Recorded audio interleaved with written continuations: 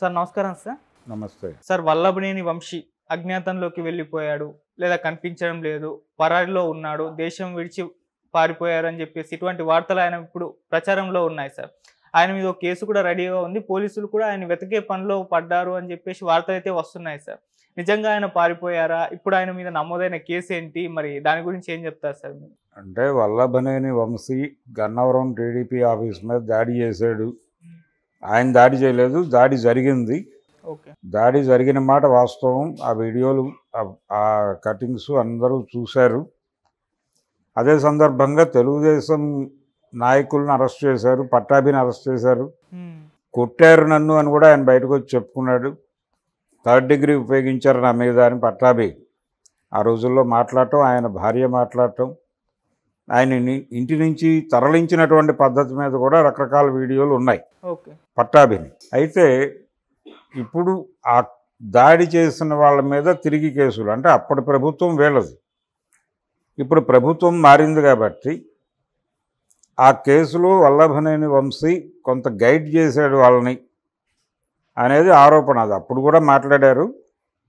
అదే ఆరోపణల ప్రాతిపదికగా ఇప్పుడు వచ్చినటువంటి కొత్త డిఎస్పి ఇలాంటి నిర్ణయం తీసుకుని ఈయన అరెస్ట్ చేస్తాడు. ఆల్రెడీ ఆయన తిరుగుతున్నాడు, ఈయన పరారీలో ఉన్నాడు, ఎక్కడున్నాడో తెలియదు. ఆయన దేశం దాటి వెళ్ళిపోయాడా, లేకపోతే దేశీయంగానే ఉన్నాడా, దేశంలో ఇంకెక్కడైనా ఉన్నాడా, లేకపోతే గన్నవరం పక్కన ఉన్నటువంటి విజయవాడలో ఉన్నాడా అనేది చర్చ. అయితే వల్లభనేని వంశీ ఒకడే కాదు, ఇప్పుడు అక్కడ మంగళగిరి దగ్గర ఉన్నటువంటి తెలుగుదేశం పార్టీ కేంద్ర కార్యాలయం మీద కూడా ఓ దాడి జరిగింది. ఆ దాడి జరిగినప్పుడు 21 అక్టోబర్లో జరిగింది ఆ దాడి. ఇవన్నీ అదే టైంలో జరిగిన దాడులే కాబట్టి ఆ దాడి సందర్భంగా పోలీసుల్ని ఇన్వాల్వ్ అవ్వద్దు అని చెప్పి వైసీపీ కార్యకర్తలు దాడి చేస్తాము అని చెబితే మీరు దాడి చెయ్యండి అని వాళ్ళకి చెప్పి, పోలీసులారా మీరు ఇన్వాల్వ్ అవ్వకండి, వీలైతే అక్కడి నుంచి తప్పుకోండి అని చెప్పి పోలీసుల్ని తప్పించి ఆ దాడికి సహకరించాడు అనే ఉద్దేశంతో సజ్జల రామకృష్ణారెడ్డి మీద కూడా ఒక కేసు ఫైల్ చేయడానికి ప్రయత్నాలు జరుగుతున్నాయి. ఆ రోజున కేంద్ర కార్యాలయం మీద దాడి చేసిన వాళ్ళలో, దాడి నిర్వహించిన వాళ్ళలో దేవినేని అవినాష్ ఉన్నాడనే మాట కూడా బయటకు వచ్చింది. ఈ అకౌంట్లో దేవినేని అవినాష్ ఆల్రెడీ ముందస్తు బెయిల్ కోసం వేసుకున్నాడు. ఇప్పుడు అదే బాటలో సజ్జల రామకృష్ణారెడ్డి గారు కూడా పెడుతున్నాడు. ఈ ముందస్తులు యాక్సెప్ట్ కాకపోతే, ఇప్పుడు ముందస్తు మీద చంద్రబాబు గారి ముందస్తు మీద రకరకాలుగా జోకులు వేసాడు సజ్జల రామకృష్ణారెడ్డి.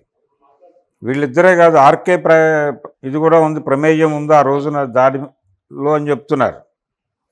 ఎవరు? మంగళగిరి మాజీ ఎమ్మెల్యే రామకృష్ణారెడ్డి, వారి పాత్ర కూడా ఉంది అని మాట్లాడుతున్నారు. ఇప్పుడు వీళ్ళందరి మీద కలిపి కేసు పెట్టి వీళ్ళందరినీ లోపల వేయాలనేది ఒక ప్రోగ్రాం నడుస్తోంది.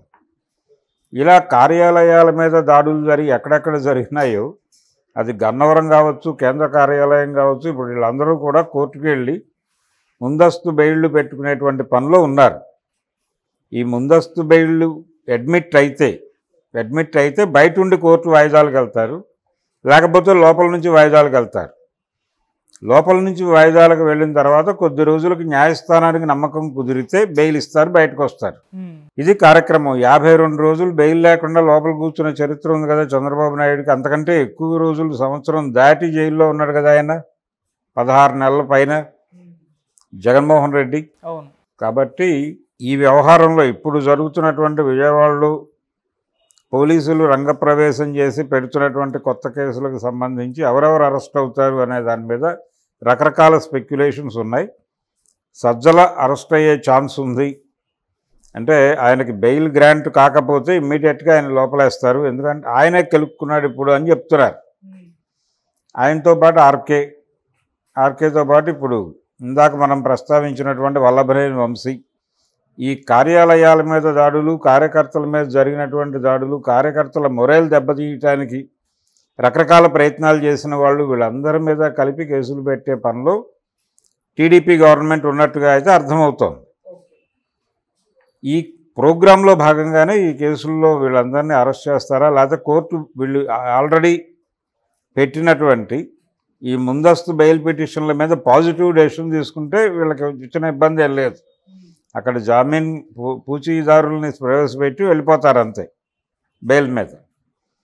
అందుకని ఇది చిన్న విషయం, చితక విషయం కాదు. వల్లభనేని వంశీ వరకే పరిమితమైన గొడవ కాదు ఇది.